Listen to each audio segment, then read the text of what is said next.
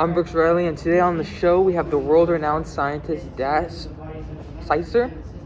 Sitzer, but it's okay. Sitzer? Yeah, I'm a fair interviewer. Dash has made an amazing breakthrough on what he calls a central dogma of biology. But before, let me start off with a bio joke.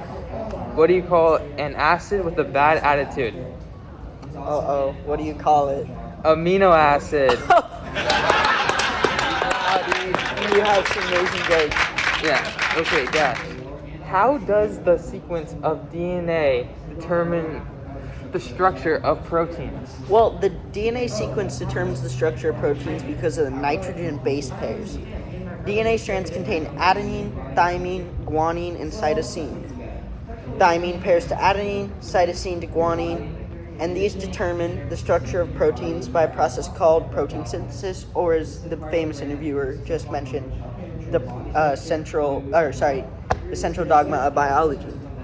Although I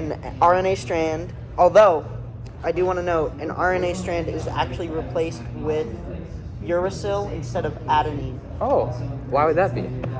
That's because RNA likes to be different. Oh, okay. Yeah. Would you like to tell me more about the central dogma of biology?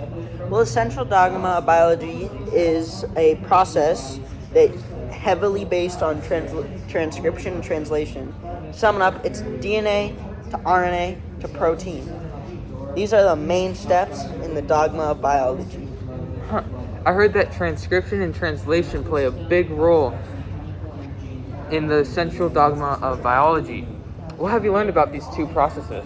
Well, I'll go in order from how they actually happen in the cell, which is transcription and translation. And transcription is the process of copying a single strand of DNA and turning it into RNA. It starts off in the nucleus where the RNA polymerase takes a strand of DNA and uses it as a template for the RNA strand.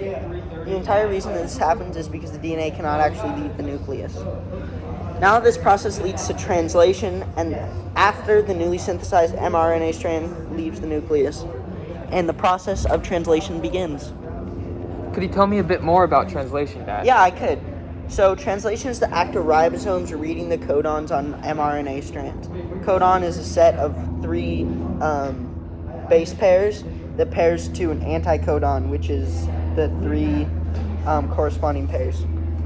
What do ribosomes actually do?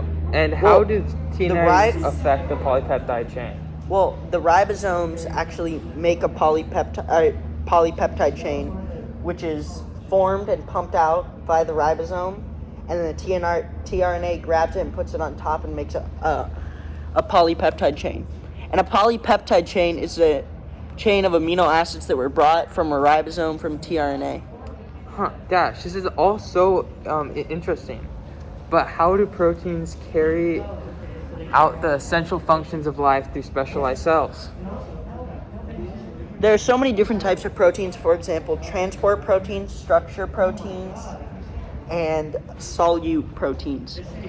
Now, all of these carry atoms, small molecules within the cells throughout the body, while messenger proteins transmit signals, coordinate, and biological processes between different cells, tissues, and organs. So, Brooks, these proteins can actually do a lot of different things, whether it's punching a tree or harassing people. Thank you for the interview, Dash. It was a pleasure to have you on the show. Yeah, and I hope I can make some more great scientific discoveries. Well, when you do, I hope we could see you back on the show.